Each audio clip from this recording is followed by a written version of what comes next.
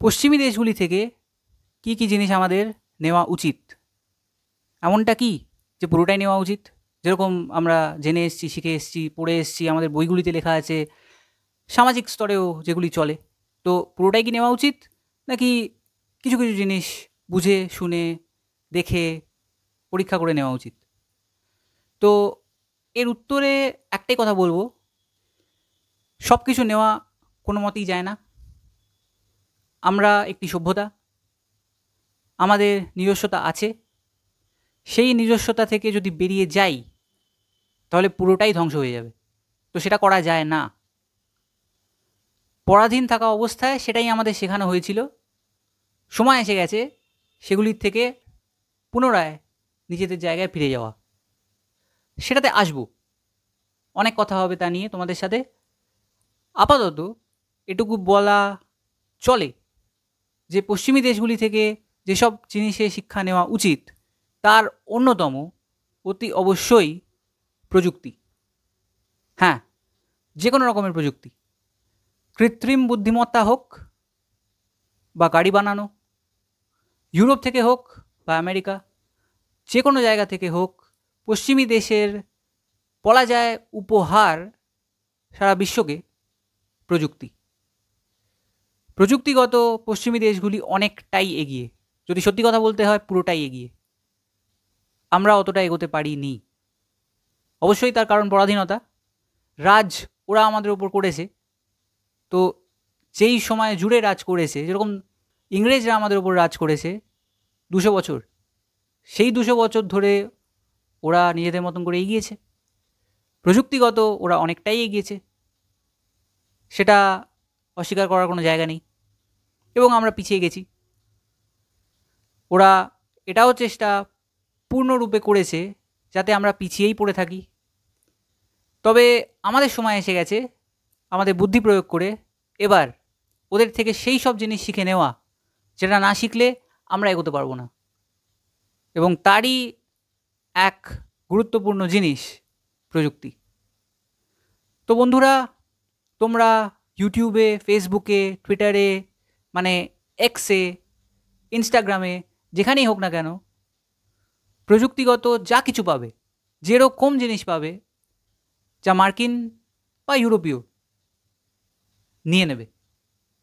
তার থেকে কিছু শেখার চেষ্টা করবে, তার থেকে যতটা সম্ভব জ্ঞান অর্জন করার চেষ্টা করবে, যাতে তোমরা যখন সময় আসবে এই ভারতকে আরও সমৃদ্ধ করে তুলবে। করে দেখানোর জন্যে একটাই কাজ, পশ্চিমী শিক্ষা হিসেবে প্রযুক্তিকে ওঠাও, পুরো শিক্ষাটি নাও, জানো যে ওরা কীভাবে এতটা এগিয়েছে, জানো যে আমরা কতটা পিছিয়ে আছি। পুরো ব্যাপারটি গ্রহণ করো এবং সেই জ্ঞান অর্জন করে ধীরে ধীরে নিজেদের কাজের জায়গায় নিজেদের মতন করে প্রয়োগ করতে থাকো। নিজেদের বুদ্ধিকে ঠিক জায়গায় ঠিক মতন কাজে লাগাও এবং এই ভারতকে তার সঠিক স্তরে পৌঁছে দাও। এটা অবশ্যই তোমাদের কাজ এবং এই কাজে তোমরা সফল হতে বাধ্য। কিছু মানুষ চায় তোমরা সফল হবে না, আর সেই কারণেই এটা বলে না যে পশ্চিমী প্রযুক্তি তোমরা জানো ভালো করে। দেখো, একটা জিনিস না বললে নয়, জাপানে, চীনে, কোরিয়াতেও প্রযুক্তির কোনো শেষ নেই। তো তোমরা ওখান থেকেও শিখতে পারো, না শেখার কোনো কারণই নেই।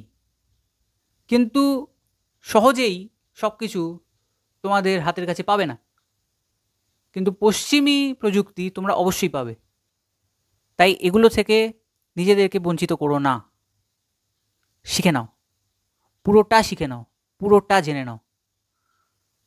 যদি জানতে পারো নিজেরাই দেখে নেবে প্রয়োগ করার সময় কতটা সুবিধা হবে।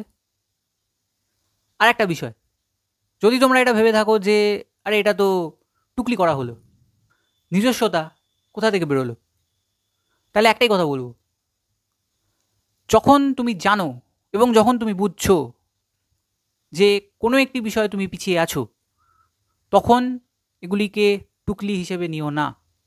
এগুলি টুকলি নয়। কোনো একটি জিনিস দেখে তারই প্রয়োগ করে দেওয়া মোটেই কোনো ভুল কাজ নয়। প্রয়োগটা করছো তুমি তোমার মতন, একই জিনিস প্রয়োগ করে দেবে সেটাও কিন্তু নয়। আগে জানো, আগে বোঝো ব্যাপারটা কি, তারপরে তো প্রয়োগ করার কথা। তুমি নিজে থেকে কিছু বের করতে পারবে না? অবশ্যই পারবে। তো কেন এটা ভাবছো যে সেটা নিয়েই সরাসরি প্রয়োগ করে দেবে? কিন্তু নিতে হবে। যদি নিতে না পারো তাহলে বুঝতেই পারবে না প্রযুক্তি কোন জায়গায় চলে গেছে, প্রযুক্তি কীভাবে তৈরি হয়। সোজা কথা বন্ধু, তুমি ভারত গড়ছো, ভারতকে তুমি ভারতের জায়গায় আবার পৌঁছে দিচ্ছ, তার জন্যে যা কিছু করণীয় তা তোমায় করতেই হবে। বুদ্ধি প্রয়োগ করে মনের সাথে লেগে পড়তেই হবে। আর তাই পশ্চিমী প্রযুক্তি তোমাকে জানতেই হচ্ছে। আর ওই যে বললাম, তুমি এটা পারবেই পারবে।